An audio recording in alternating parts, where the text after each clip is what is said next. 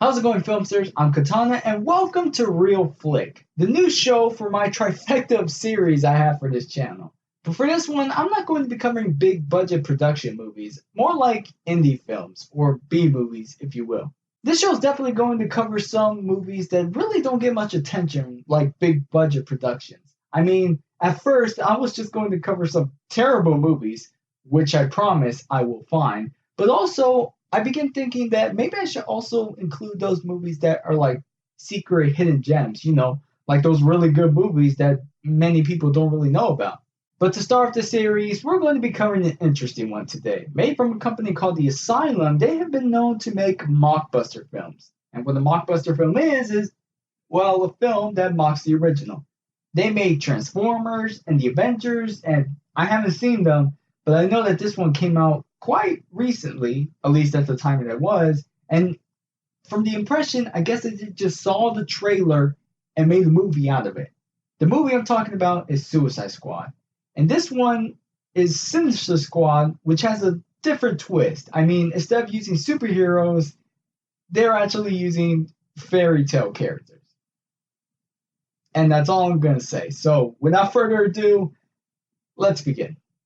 So as the title credits roll, we see our first set of characters, Goldilocks and the Pied Piper, tracking down Rumpelstiltskin, who apparently carries his own sound effects. Alright, you two, stay mum. Here he comes, the squirrely bugger. I wish I could tell you that they serve a purpose, but you'd be very disappointed with the answer. From this scenario, a drug bust is happening between Rumple and Piper. Rumple is looking to get hooked on some magic drugs to fuel his power. Rumple tries using his power of persuasion to take his drug, but runs out just in the nick of plot convenience and runs away. He's stopped by one of Death's messengers to leave a message about betraying Death. Then the guy just slits his throat. But before anything cool can happen, Rumple is knocked out by one of the Tweedledum-Dums and captured by the one and only Alice. We've made a delightful mess of things, haven't we? It's through the looking glass for you. Oh, God, anything but that, please. Rumple's brought into this asylum called the Looking Glass and is approached by Alice, who's trying to put on her best Amanda Waller impression but doesn't strike with the same intensity. It's one thing to call yourself crazy and insane, but without any action to back it up, she's all words. Anyway, she locks him up in the cell next to the big bad wolf, who I am calling Bigby because season 2 is still not out yet. And Alice begins to go into exposition about the main plot for this movie. Death's messengers. I think you know them. Judging by your friend in the alleyway, they're planning something, and it's up to us to stop them. So, the big enemy Alice is gathering monsters to fight against in this movie is Depp himself? Why not fix world peace while you're at it? So, as Rumple declines, Alice lets him rot while the movie turns its attention to Goldilocks, trying to capture Bluebeard, who in short is a folklore tale about a man who murders his wives. But instead of actual wives, he owns knives, because you know, knives, wives. Okay. But before he can show off his skills, Goldie lands a real nice punch on him that poisons him. Moving right along to the introductions, which are brief and some won't be expanded until later on. So for now, Rumpelstiltskin. Yeah. His mouthful's definitely one of ours. A whisper from him and a king will hand over his crown, a army will retreat. The big bad wolf. Got a temper on him. Found him in the zoo, of all places. He was eating the animals. You didn't see what he did to those poor little pigs. Took 6 trank darts just to bring him down. Goes by Bluebeard, obvious reasons.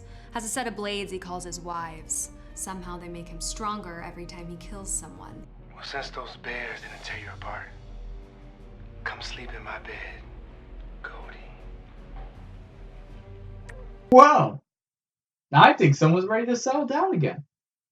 but apparently they're still in the process of collecting more baddies, which begs the question, why do the introductions so early on if the whole roster isn't here? What makes this next baddie, Caraboss, so special? Because she summoned Death himself to the living? Because she's got special feelings for him? You already made the motives for this enchantress wannabe known. What's the point of getting engaged now? Come on, at least work up to it. Death pixelates away, leaving Caraboss to be caught by Goldie and Piper, and gets her own introduction, which is nothing different than what I've just said, except for the spit. Charming. The scene then jumps to Alice bringing Rumple into the weaponry, roasting him about his powerless state and trying to understand more about the Death Messenger's plan. Also still trying to be intimidating, which is not working at all. Why else would you be so desperate to get your hands on that little bit of extra power? Unless there's something out there that scares you more than me. Cancer, Foxy, never-ending reruns of Fan 4 Stick, the list goes on and on, babe. 20 minutes in and we finally see the baddies all together in one room, but it's such a missed opportunity. Instead of filling the silence with them exchanging witty dialogue, they're just sleeping, brooding, and watching a Caraboss freak show. The fault really comes from shutting Rumple's mouth. So far, he's proven to be the talker of the group, the one who could provide some decent dialogue and offer character development between the characters. But he got Deadpooled for the moment and somehow contribute to Tweedledee's untimely death.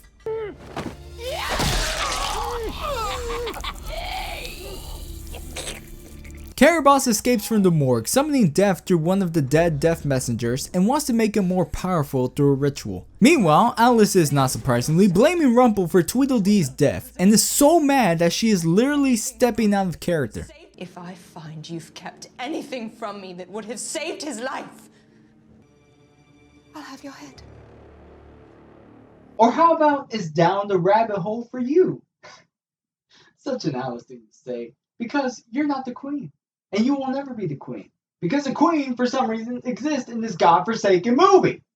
The Death Messenger soon arrives to look for Rumple in the site, while Goldie faces some eternal conflict. Somehow, Bluebeard is out of his cage, ready to kill Goldie with his knives that, for some reason, weren't confiscated from the beginning.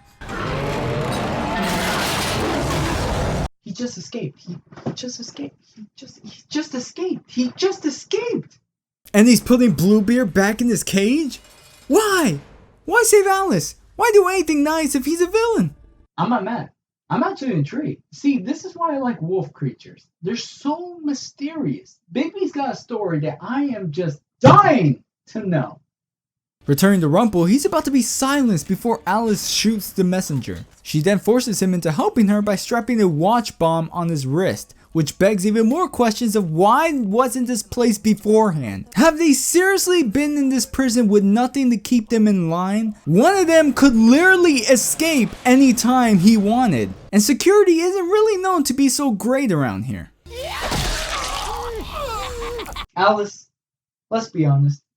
You really don't know what the hell you're doing, do you? Right away, she gets Rumple to persuade the watch bomb onto Gilda, also known as the Queen of Hearts. From this, we learn that Gilda has the power to control men, and that she and Rumple used to be an item. Gilda, baby!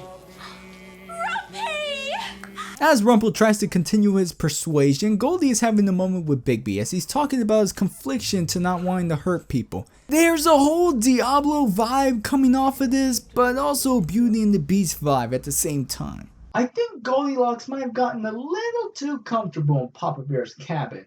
Might explain the sudden hints of bestiality coming our way.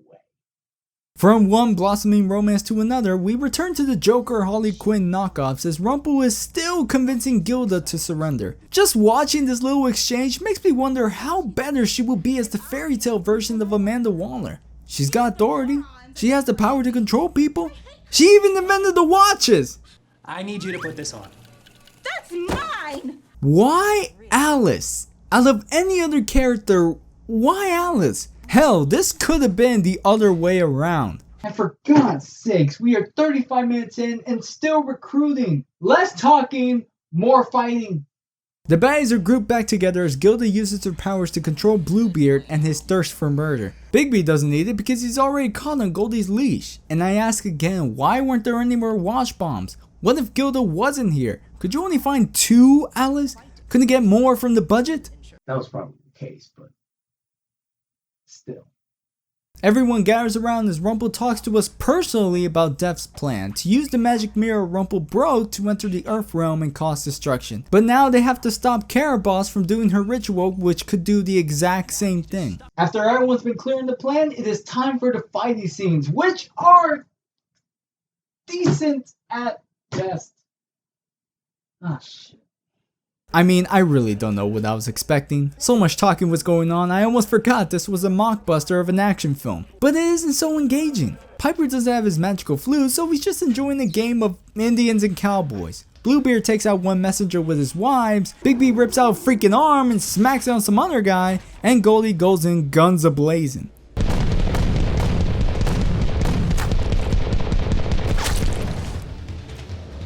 For slow motion, that was way too slow and not as epic as it should have been.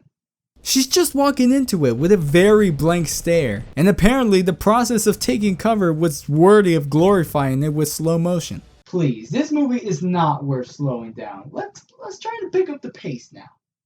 Going over some rush scenes, we have Rumple needing Gilda to help him break into the armory for that bottle of magic, Caraboss summoning Death again for the third time in this movie, and Goldie connecting more with Bigby. Eventually, the Death Messengers are dealt with when Alice sends them towards the Mad Hatter, rocking the beats and beating people with teapots.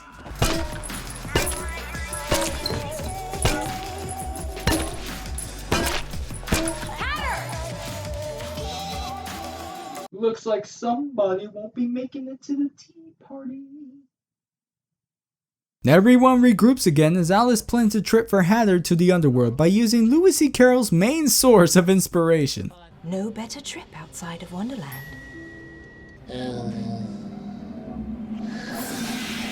I feel like to pop.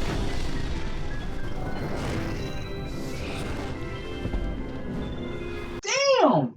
The Hatter does not fuck with the weak shit.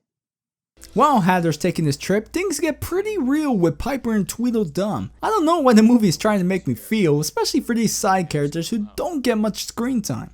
I know I wasn't the nicest to him, but you know, Can you feel the emotion poured out for poor Tweedledee? And he had such the best moments. Yeah, like that one. Hatter comes back from his drug trip telling us again Death's plan, even though Rumple already laid that out for us early on, and now Gilda has gone off to do whatever queens do when they're bored. And then we return to the hug out session between two good friends.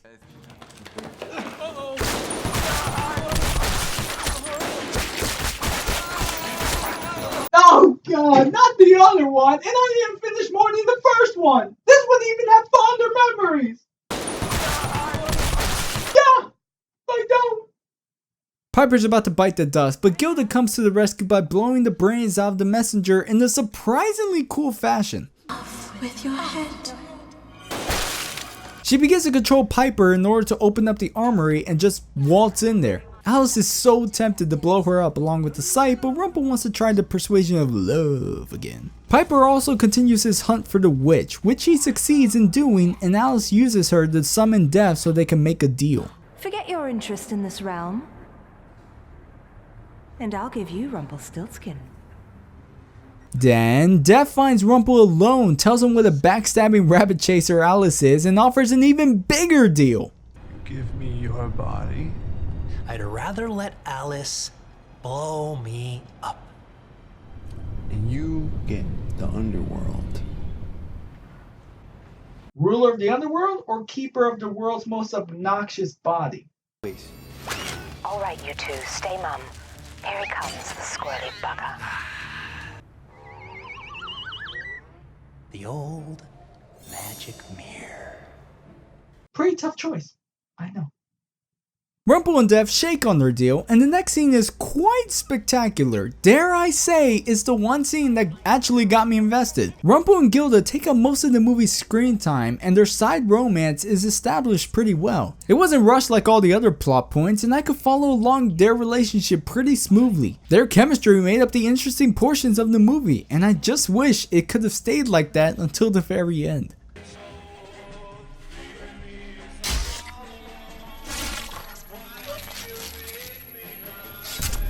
I'm sorry, Gilda. had to look believable. There goes one half of decent talent. Now let's see what happens to the other. With Gilda dead and blown up, the spell cast over Bluebeard is broken, and he begins his rampage by going after Bigby. But then he walks back to where Caraboss is, stabs Peter in the back, pushes Alice into a cage, knocks out Rumple, and forms an alliance with the witch. Damn. I may have underestimated Bluebeard. He works fast. I'll give him that.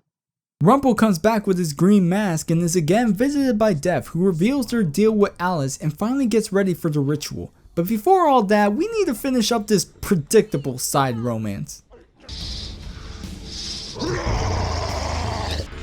As old as time.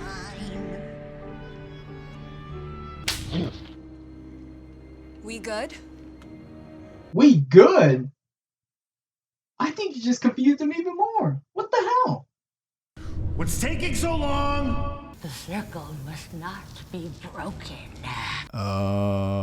That's a square. But thanks to the witch's lack of geometry, Goldie and the Beast arrive at the scene, preparing to fight the final fight. Bigby goes off to get revenge on Bluebeard, Goldie tangles with Death, and Heather's just cleaning out his hat. Alice manages to escape with the key, Goldie threw her, and beats the shit out of Rumple. I feel like this is how intense the fight should have been, but I'm only interested in these last 10 minutes because I got to know something about these characters in the slowest way possible. The motives have been established and there are things at stake. I love her! Okay, not really. Bullets can't disrupt the ritual at this point, and Goldie is about to meet her end by one of Bluebeard's wives until Bigby walks? We're doing this again? Okay, Jesus. Walking does not look as meaningful. What's wrong with running? And if you're walking in slow-mo, then that should make you go even slower. It's supposed to limit speed, but no effort to speed is showing. So why slow it down? I don't understand. I don't get it. Anyways, the ritual is ready at the same time Goldie ends Bluebeard's life. Alice then decides to trust Rumple one last time, letting him go as she falls under his magic. He whispers in their ear his grand plan as Goldie is just shouting useless words at this point. Then Rumple goes on to fulfill his deal with the possessed Caraboss.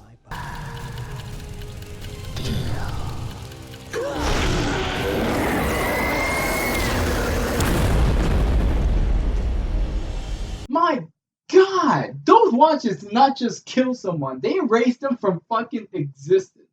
So Death and Caraboss are both defeated. Goldie and Bigby can continue their weird love. Tweedledum is apparently alive and Alice walks away from a happy ending. Oh, but there's more. Rumple is still alive, now running the underworld. He makes one final deal with Alice about keeping peace in both worlds, and Rumple returns to his Mordor kingdom, living his days with Gilda, thus ending Sinister Squad. You know, there's a lot I could say about this film, and groundbreaking is not one of them. There were some good moments that came out in this film. I can't deny the designs on the costumes that look pretty great. While some look ridiculous like Gilda's bedazzled eyebrows, others were very detailed. Caraboss has such a crazy look it almost made me didn't want to watch her sometimes, but in a good way. She was going for that disgusting witch look and it succeeded. And there were some characters who weren't all bad. Like I said before, Rumple and Gilda shared more time in the movie to really have them be interesting. Yeah, it's a bit over the top, but it was all better than the dry and non-developed ones who were there for plot. Even Death himself made me laugh a couple of times, mostly because he wasn't depicted as grim and more like a Hades, which I like to believe they were going for. Sadly, the rest of what the film had to offer was pretty dull. Setting wise, it wasn't very appealing as it all happened in the same warehouse. The whole movie's runtime happened in the Looking Glass, around the Looking Glass. That opening scene probably happened in the parking lot of the Looking Glass. After the first encounter with the Death Messengers, it gets pretty dull to look at. The fighting sequences weren't that great, most of the time just slow and lazy. Especially with a group this insane, there could have been some creative actions or moves made to make each person's fighting style unique. They got the right idea with Hatter with his lazy maneuver, but with the knife stabbings and wild bursts of anger, it's seen and done, and it doesn't really stand out. But what this movie missed the most was like the essence of Suicide Squad.